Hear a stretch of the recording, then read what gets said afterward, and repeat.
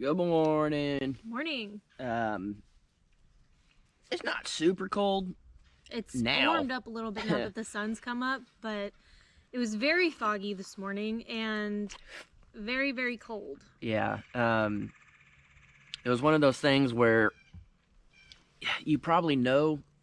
I know it's gonna sound really dumb, but how it's probably gonna feel better outside than in the van. Um, it's one of those. It's like anything, I guess. We don't. Well, we don't run a heat source in the van. Um, the only thing is like heated blankets, and I think it turned off at that point. Yeah, it turned off this morning before I decided to get out of bed. Yeah, so it pretty much kept the cold air in the van. It's not that it's not insulated because it is and all that, but It's still a vehicle. yeah, It still yeah, has lots of windows. yeah, it's a van, and we don't need everyone over here. And pretty much, Bandit. she built covers for the windows, and it helps a lot. It really, truly does. But it's still cold. Come on, go. Well, right now Go. I only have Back two window covers up. Right. Yeah, that's it. I took all the other ones down because, I don't necessarily need them up. Yeah. But so yeah, it's cold, and so in the morning, I woke up and I was like, all right, she's probably gonna sleep in because it's cold. You want to get out of there, boy? Getting up in my crotch. Hey, go. I'll feed y'all in a minute. Even dog hair in my coffee. But yeah, pretty much, I was like, she'll probably sleep in. So I got up and I kind of started doing my stuff, but you have to force yourself to get up when it's cold and you're off grid. And right now, of course, I'll be in the micro tiny house like ASAP. But pretty much, it's a chore to get up in the morning and go take care of these guys and the rabbits and the goats and stuff. It's cold, and I think a lot of people.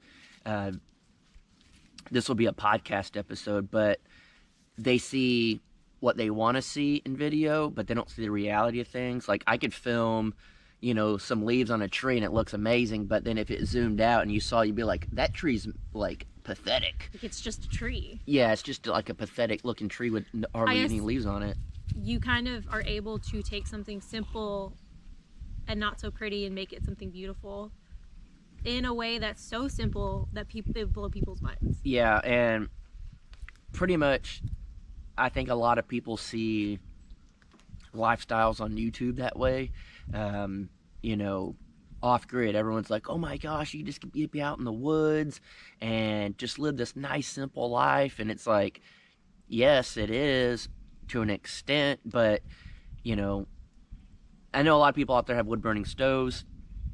It's nothing new to them, but for me, coming from Texas, in South Texas, there was no such thing as a wood-burning stove. There was no need for a wood-burning stove. No, it's a cold winter when you actually have to turn your heat on in the winter. So it's like, we're not, I'm not really used to that. And, coming up here, it's like, all right, as soon as the fire goes out, you got to put more logs and stuff like that.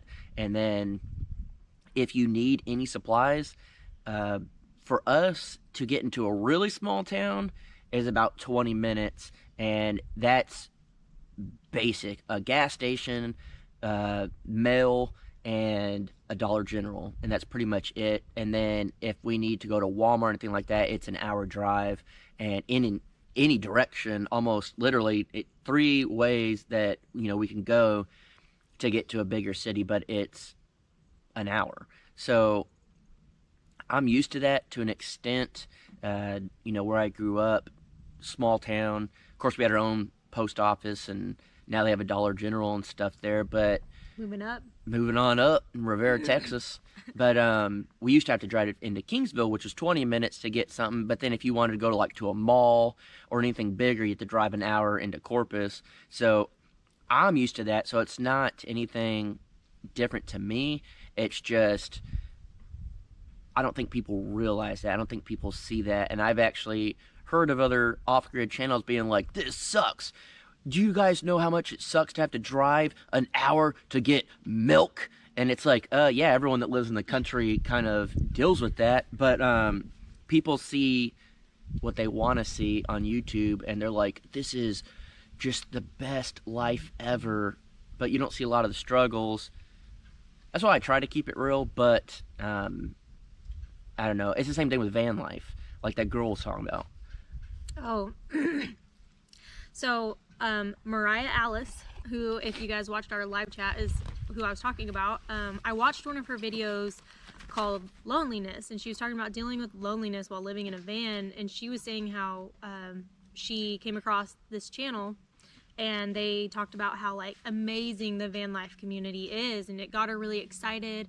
And because of like quarantine and stuff, she hasn't really been able to meet people, so she reached out to them on Instagram and was like trying to ask them for advice on how like they meet people and stuff. And they were like, oh well, it was just 2 couples and we literally hung out maybe twice and for a total of 4 hours. And she was like, her mind was blown because they made it seem like they were together all the time, that it was like a real community, and like they made it seem like it was something that it wasn't. Yeah. It was like, oh well, I made new friends, I guess, we hung out and that was it. But they had stocked up on photos to make it look like they were together a lot longer than they were. Yeah, and so stuff like that, it's, and even that same girl, from what you said, that I guess there's this place, something in California or something. Alabama Hills, yeah, California. And it's like, I think she said, I want to go there because everyone makes it seem like no, this. No, Quartzsite in Arizona. Okay, well, whatever. Yeah, it's this thing that everyone makes seem like it's so awesome, but is it really? And we've kind of,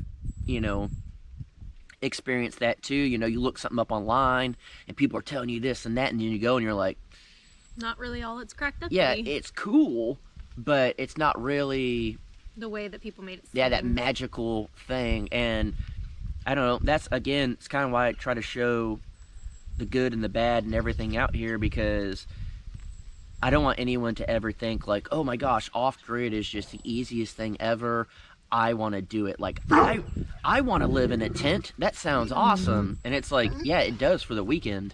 And then when you live in a tent for 7 months, you're like, all right, this was cool at the beginning, but now it kind of sucks, and that I put it out there. It's like, it was great until there was a freaking tornado warning around here, and then I had to drive, to a storm shelter and stuff.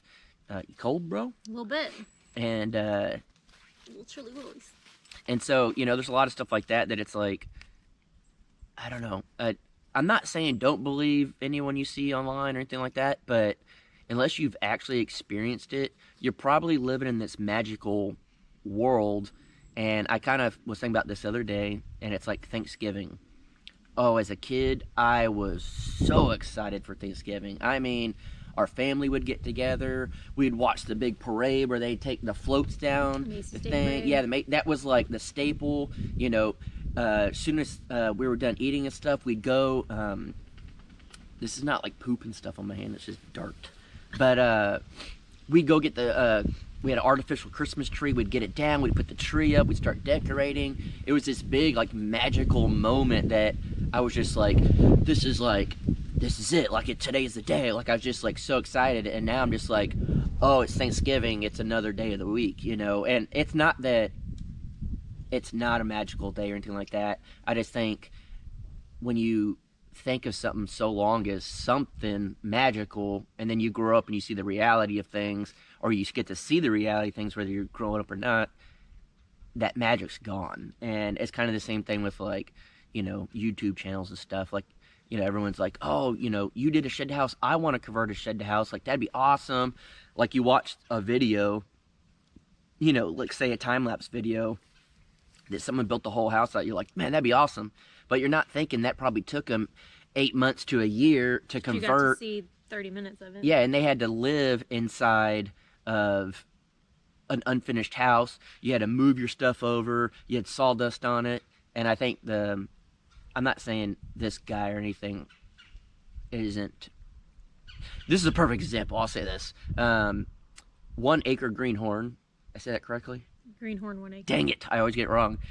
He posted a video just recently. I think it was one of his last ones. And he's building an off-grid tiny house. and he pretty much said in it, like he's talking and stuff, it's such a pain in the butt. It's so tedious. It's such a tedious job because when you're working on one wall, it's great. But then when you need to work on the other wall, you got to go get everything that was stacked up and piled over here and covered in sawdust, move it over here, clean it up, do all that stuff just to work on the wall. So everything you do is just you're constantly moving stuff, and that's why I said I do not want to live in the bigger tiny house right now, because we've been there, done that, and it's miserable. Yeah, it sucks living in a construction zone. Yeah, and then like your clothes get covered in sawdust. You constantly are just moving everything. Your tools are just constantly moving, and so like I related with him big time when he said that. But that's the reality, and I'm glad that he puts it out there that way. And I'm glad that we've talked about that before. We don't want anyone to feel like, hey, you're building a house, that seems awesome, I'm gonna do it. It's like, no, it sucks. Like, you literally, if it's such a small space, it's gonna get dirty quick, and you only have so much space to put all your stuff in. So you're literally constantly moving everything. Same thing with the van. It's like all the tools were over by the micro tiny house, and I'm trying to finish the van like probably today, hopefully if not tomorrow, like completely finished. I had to drag a bunch of tools, like the bigger tools, over here next to the van just so I didn't have. It was either that or you got to take all the stuff over every time you want to cut. And so, and it's like I just bought new coverings for the bed and stuff, but I had to bring the dirty tools, like the nail gun in there just to nail the back end, and it's like the cord's all dirty and it's all over the bed, and it sucks living in a construction zone. Yeah, and a construction zone in a small space, that makes it even harder and worse. And this morning I flew my drone up, and there was just awesome shots of the fog, and there's probably still some. It's kind of cleared up now. I won't go like the crack of dawn, and it was really good. And I told Jaylena when she got up earlier, I said, I thought about going down the river and doing some drone shots, and she thought about it. She's like, but if I drive the van, I got so much stuff in here right now that it would just move around. Like, it's one of those, like, when you're in a van and you're going to leave, you got to clean up. You have to, like, organize. You got to put things where they belong. Yeah. You can't just leave it out. And especially with both of us living in there right now. Yeah. I have all your, like, food and snacks and, like, things that are yours that, of course, I'm not going to keep in there. So they don't have a place that I can put them up. And I just have, like, so much stuff that I need to go through and get rid of before I hit the road. And it's just like... Well, and the funny thing, too, is, like, I really don't have that much stuff in there. It's such a small... Yeah, it seems like it. It's literally, like, some snacks and coffee and stuff of that nature. But when you only have a counter this big, and just the coffee stuff fills up the thing, and then you have laptops and computer or cameras and stuff of that nature, like, it starts to really add up. And I don't know, that's just the reality of it. And hopefully, we're not trying to discourage anybody from living these lifestyles. It's being real about it. Yeah. It's not saying, like, I'm only going to show my van when it's nice, crisp, and clean, and, like, so you think it's like that all the time. And no, it's dirty most of the time. I clean it when I have to leave, or I clean it when I need to clean it. Yeah, and what was my thought I was going to say? Pretty much, I've thought about this a lot, and the day I can, like, retire from YouTube, I'm going to be the happiest man in the world. I'm going to miss you guys, but I'm going to be the happiest man in the world because my life can slow down. I can do whatever I want. I can go at a slow pace. I don't have to worry about putting videos out, getting stuff done and all that stuff. And I know you're going to say, just go slow anyways. But that's just not how YouTube works. But the day that I can get off of YouTube, I still plan on living this exact lifestyle, except on a very slow scale. Like, you think I'm going slow now, not building. You wait till I'm retired.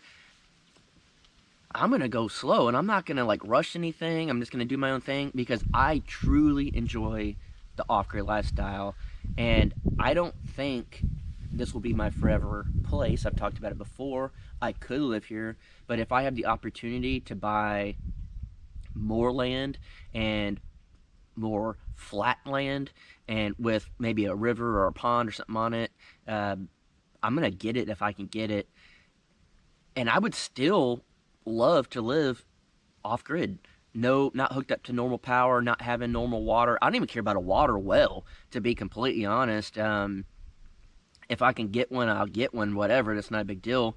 But I've lived almost an entire year without running water, and I'm perfectly fine. And right now, I'm going to start putting uh, gutters on the big tiny house, the little micro tiny house, the little shelter that we're building. Anything that I have that has a roof will have gutters.